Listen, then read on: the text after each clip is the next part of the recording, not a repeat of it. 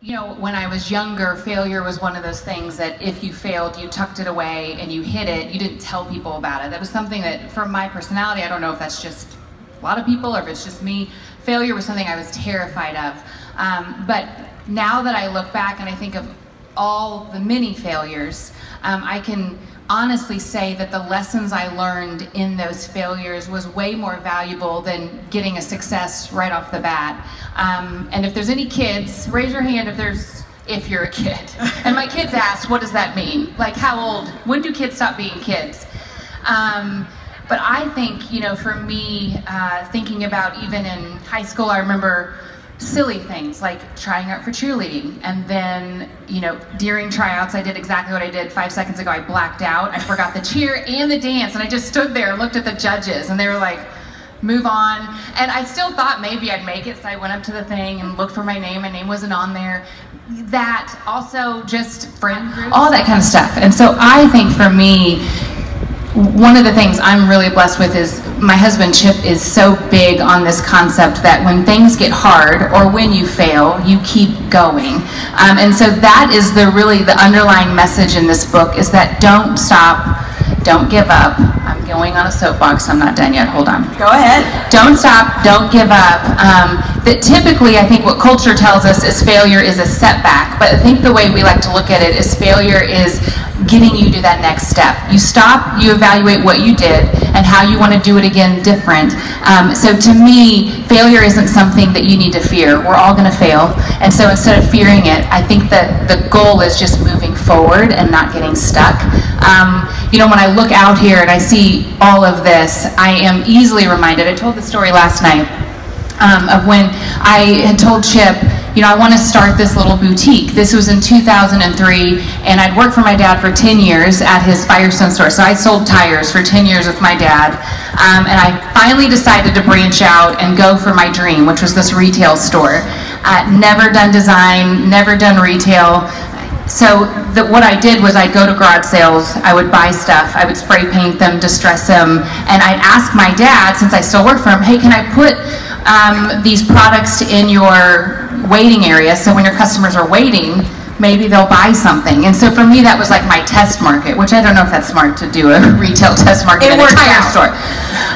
But there was one time I bought this sleigh. If you've read the book, you've heard the story, but I bought this big old sled. It was a wicker sled. I bought it for $5. I went to Hobby Lobby or Michael's and put a battery-operated lights around it, and the ivy that I say you're not supposed to decorate with, I put that ivy around it, and I was so proud. And I told my dad, hey, can I make this the centerpiece in your waiting area and sell it, and then I'll use that money to buy more inventory? So he said, sure. He was so supportive. Every week I'd come in and that stupid sleigh was still sitting there. And my dad was like, just wait, the right person will come. Well, by the third week I was like, shoot, I'm not cut out for this. Like, this was a dream, it was lofty, but obviously I can't even sell something. It's taking 3 weeks. And so finally that third week I walk in and my sweet dad has this big old smile and he says, someone finally bought it. It was cash. Well, years later when he sold his Firestone store, I found that in the attic. But I say thank you to my dad because I almost gave up. And so sometimes when you are this close to failure, I also feel like you're just that much closer to getting what it is you need to get. So don't stop, kids. So good. Sorry, that is so good. I teared up last night. I teared up again today. Again, kind of like I was saying, if we can stay in our lane and learn to celebrate the people on the outside, but also hone in on who are we created to be, what is my purpose, and whether your purpose is you're a graduate student and you're finishing, or you're a stay-at-home mother, or you are running multiple businesses and trying to balance it all, whatever that be, that to me it's really owning that place, not doubting it, but really celebrating that for yourself and saying, this is, in this moment, in this season, in this period of time, I was made for such a time as this, and to run with that. Oh, it's funny that you mentioned that, because I was going to end by our amazing employees. I feel like we have such a great support system here.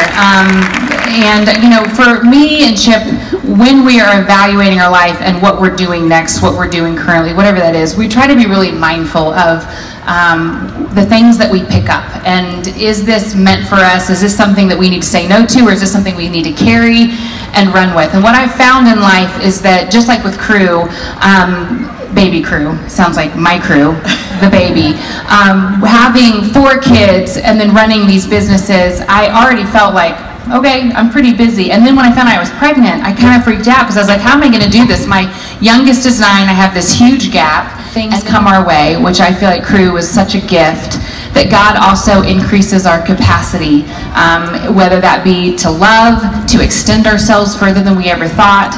And so when Chip and I say yes to these things, we feel like, hey, we can handle this, we feel like we have the support, and we also feel like with that comes increased capacity to do more than we ever thought we could do, to also, if we fail, if we drop some balls, if that's okay too. I also think grace can come in the form of ramen.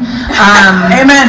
I am so lucky that my kids' favorite food group is ramen. It's also mine. And I'm such a weirdo because I'm very picky about organic food. That's why I love the garden. I want everything to be organic. So there's that, and then I love 35-cent ramen. But cheers down here. I love it with fresh jalapenos. I kind of justify, like, well, it's kind of fresh. Days, how do you determine how much is too much for your family right now? I always just try to have this internal compass. I think that it's like I kind of know, like I said, when I'm veering, because I can tell by the way I'm treating Chip, by the way I'm treating my kids. Like I can always tell there's these little red flags, and when those flags pop up, I'm trying to figure out what is it that how am I overextending myself? How am I, doing more than I should be doing? I need to pass some of this off. So I think just always kind of being mindful of just my my mental state. But it's something that it's a daily thing. It's not perfect, and I'm a total work in process. Both? I'm a work in progress, people. Yes. But I just think it's important for myself, but also, for all of us to just kind of step back sometimes. And like you said, we had the show going for 5 years, and I felt like to some degree, we were kind of on autopilot. We were just going and going and going, and then we decided, hey, you know what, we got to stop this train for a second and regroup.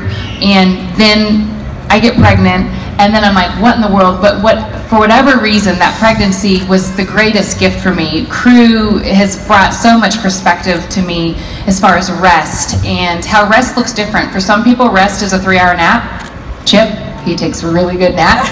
For me, he knows if I take a 3-hour nap, I'm the meanest person on earth, so I don't take naps.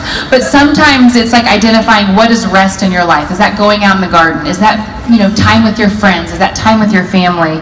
And so Crew has really brought this perspective of just finding wonder in the simplest of things. Just me watching him has really just brought me all the way back to square one, which is, this is why I'm doing this. I was made to be a mother, and so something about him in this season has really just made me so chill and relaxed. People don't even know what to do with me. I love it. In the process, it's not a done deal, but with the magazine, that was something that really opened my eyes to just this medium of magazine, this print. And I would say my favorite thing right now is the magazine. The idea that we get to sit and really think about what is the theme, what are the stories. It's never been about just putting stuff out there. We really hope that when people see the magazine, they feel like it's content that there's some texture to it, that there's something that you can take away. We don't ever want it to be noise. Well, with television, we all know there are hundreds, if not thousands, of channels out there, which feels like a lot of noise. And one of our good friends texted us this week, and I think he said it best. He said, the problem with media isn't all the ugliness, it's the lack of beauty. And so when I think about this concept of this network, we just want to put as much beauty out there, whether that be in relationships, families, kids stuff. My kids have spoken a lot into it, so kids, get ready. There's going to be some fun kids shows. But lifestyle, so cooking, design, business, all of that woven together in this place where hopefully you can sit with your family and stay a while and enjoy, and also leave inspired and hopeful. Glad you said that about them. You guys excited?